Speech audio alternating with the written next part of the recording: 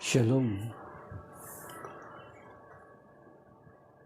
Mga iglesyang binanggit or nabanggit sa Biblia, ito ba ay mga iglesia na tinutukoy ay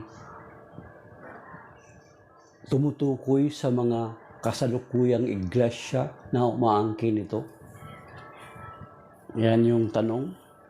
Kasi sa Roma chapter 16 verse 16, ang nabanggit dito doon ay mangagbatian kayo ng banal na halik. Ang mga iglesia ni Kristo ay bumabati sa inyo. Yun po ba ang iglesia doon na sinasabi sa Roma 16:16 ay tumutukoy sa 19:14? Hindi po, sapagkat isinulat yaon ni San Pablo, hindi po yaon hula, kundi aktwal niya yaong sinulat sa mga mananampalataya noong unang siglo doon sa mga sa taga-Roma na mga Kristiyano. At hindi yun tumutukoy sa hula ni San Pablo na inaangkin ng 1914 ngayon dito sa atin sa Pilipinas. Yun ay hindi para sa mga taga-Pilipinas, yun ay para sa mga taga-Roma na binati ni San Pablo. At yung iglesia doon sa Roma 16:16 na binanggit ni San Pablo, katulad nung binanggit ko rin nung nakalipas doon sa Roma chapter 1 verse 7 and 8 na hinangaan at binati ni San Pablo na mga kanilang pananampalataya ay balitang-balita sa buong daigdig. At ang iglesia na iyon na tinutukoy doon na iglesia ni Kristo ay siya rin katolikong iglesia na siyang naroon na noong una pang siglo at wala pang ibang mga Kristiyano na meron doon nung unang panahon. Kahit tingnan ninyo ang kasaysayan ng mga iglesia na ito na umaangkin na sila ang tinutukoy sa Roma 16:16. Yan po ay isinulat noong unang siglo at hindi pinapatungkol ni San Pablo sa mga huling panahon na darating o hula para sa darating na panahon. Yaon ay aktwal niyang sinulat sa mga Kristiyano sa kasalukuyan ng unang panahon, ng unang siglo. Ngayon, may churches of Christ binanggit doon. So, sinabi na natin, hindi yon pumapatungkol sa Iglesia ni Kristo ni Felix Manalo dito sa Pilipinas. Meron din pong binanggit sa Biblia, ang Acts 20:28, actually pinag-aagawan ito na verse ng Iglesia ni Kristo at ng MCGI. Kasi kung titingnan natin sa ibang salin na ginamit ng Iglesia ni Kristo, ay ang kinuha nila na salin ay si Lamsa. Sa kay Lamsa translation, na according sa Lamsa, na ang nakalagay doon ay Church of Christ was purchased by His own blood, ng Panginoong Kristo na kanyang tinubos ng kanyang dugo. Pero sa ibang salin na pinanghawakan naman ng MCGI, ang nakalagay doon ay Church of God. So, it's either, pero according to sa mga nag-aral, ang original na nakalagay doon talaga is Church of God. Pero kung sabihin man ni Lamsa, sinabi man ni George Lamsa yun na Church of Christ, there is no contradiction because Jesus Christ is God. Undeniable naman yan. Kasi overwhelming ang mga verses at mga talata sa Bible na ipinapakilala ang Panginoong Kristo ay Diyos na nagkatawang tao. Doon sa Isaiah chapter 9 verse 6, Isaiah chapter 7 verse 14, and then John chapter 1 verse 1 to 3, then verse 14, and then Philippians chapter 2 verse 5 to 8, and then Colossians chapter 2 verse 9.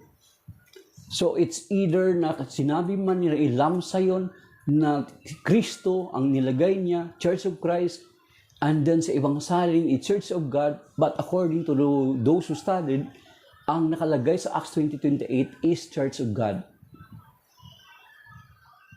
Pero both that verse ay hindi pa rin itinutungkol o ipinapatungkol ni San Lucas sa Iglesia ni Kristo dito sa Pilipinas or ng MCGI.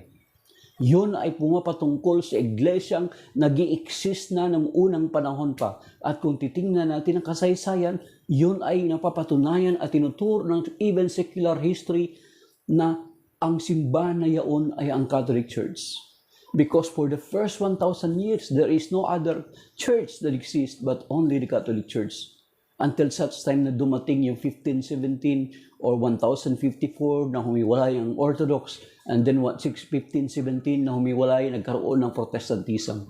And then and so on and so forth. Saka dumami ang dumami. Katulad sa na nakikita ninyo, these are the founders of different sect and denomination.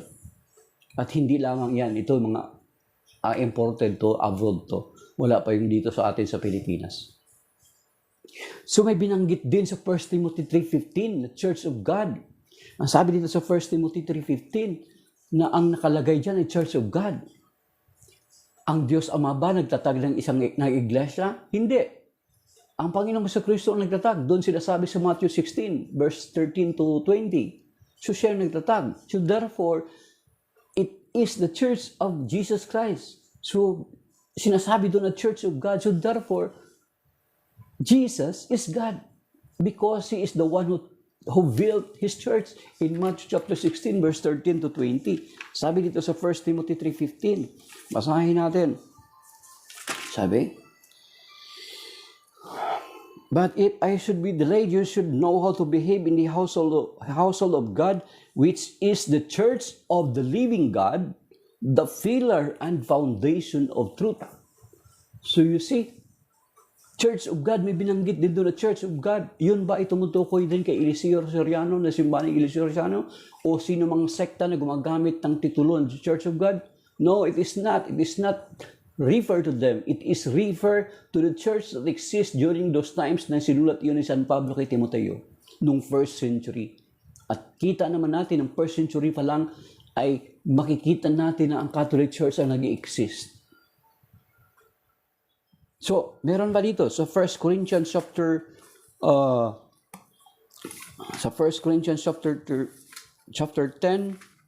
verse 32.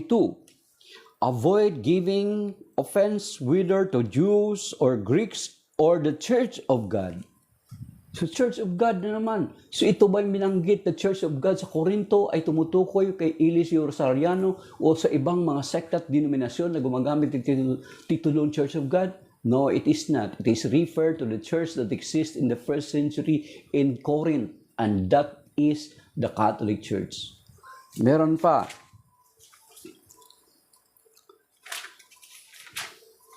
Dito sa 1 Corinthians chapter 15, verse 3,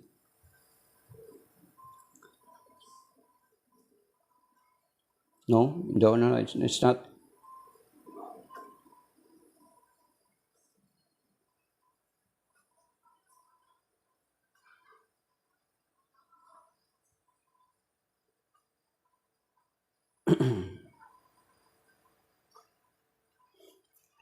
Basahin natin dito.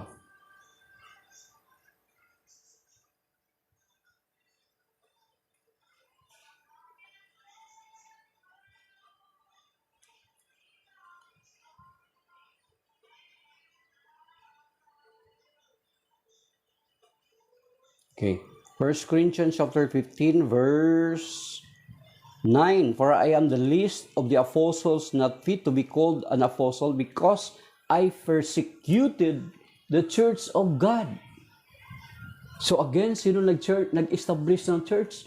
Ang Panginoong Jesucristo, Matthew 16, 13 to 20. So therefore, pinapakilala ni San Pablo na ang Panginoong Jesucristo ay Diyos, because ang Panginoong Jesucristo ang nagtatag ng kanyang iglesia.